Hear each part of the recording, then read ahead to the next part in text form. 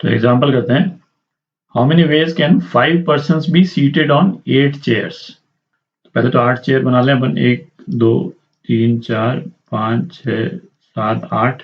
ठीक, इसमें 5 लोगों को हमको बिठाना है। अभी तक इस तरह के अरेंजमेंट वाले जो क्वेश्चन जो अपन ने किए, उसमें क्या होता था, लेटर्स होते थे अपने पास में, है ना।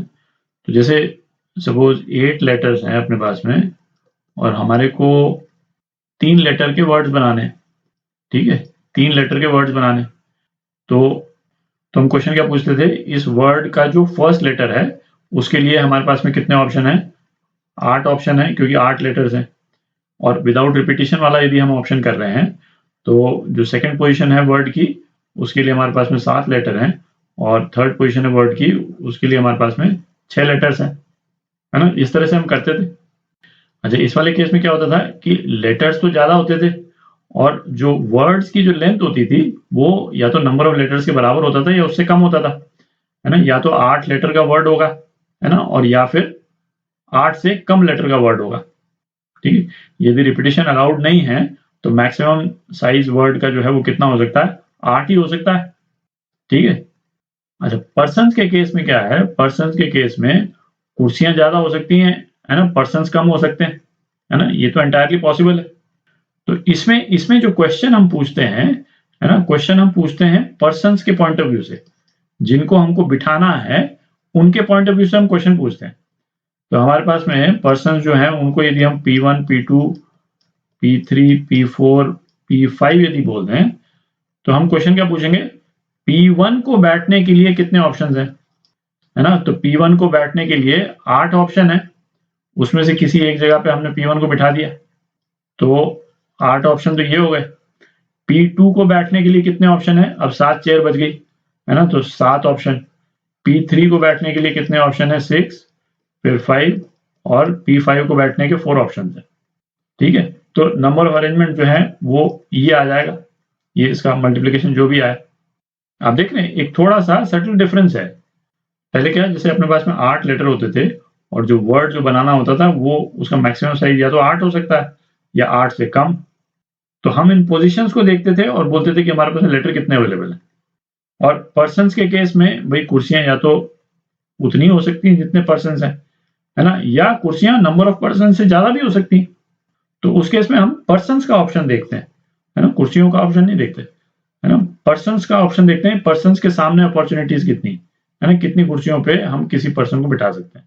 ठीक है, अब ये वाला क्वेश्चन करते हैं, 2 rows of chairs with 5 seats each are placed as shown, है ना, how many ways can 8 persons be seated on these 10 chairs। ठीक है, 8 लोग हैं अपने पास में और 10 चेयर्स हैं। If there are no restrictions, कोई भी रेस्ट्रिक्शन नहीं है, तो इन 10 चेयर पे 8 लोगों को अपने को बिठाना है ना। तो अगेन जैसे अभी अपन ने पिछले वाले एग्जांपल में देखा, 8 पर्सन्स को P1 P2 P3 P1 P2 P3, है ना, P8 तक अपन लिख सकते हैं। ठीक है, और P1 जो है इसके पास में 10 चेयर हैं बैठने के लिए, तो 10 तरीके से बिठा सकते हैं अपन P1 को। P2 को हम बिठा सकते हैं 9 तरीके से, फिर P3 को 8 तरीके से, और अपने पास में 8 लोग हैं, तो ये कितना हो जाएगा, 7 6 5 4 into 3, है ना। इतने तरीके से हम इन 8 लोगों को 10 कुर्सियों में बिठा सकते हैं। ठीक है, तो ये तो आपका ए पार्ट का आंसर हो गया। बी पार्ट, अच्छा अब क्या रिस्ट्रिक्शन कर दिया, P1 P2 sit on the left row and P3 sits on the right row. ठीक है, तो पहले तो हम P1 P2 को बिठाते हैं, ये लेफ्ट रो है और इसको ये राइट वाली रो हो गई। ठीक है, P1 P2 को लेफ्ट वाले रो में, तो P1 को बिठाने के कितने तरीके हो गए, 5 तरीके हो गए। ठीक है, P2 को बिठाने के कितने तरीके हो गए, कुर्सियां कितनी बच गई, 4 कुर्सियां बच गई, 4। ठीक है, तो मैं यहाँ लिख देता हूँ डिफ्रेंशिएट करने के लिए, नहीं तो याद नहीं रहेगा, है ना। ये P1 को बिठाने के तरीके हो गए, ये P2 को बिठाने के तरीके हो गए।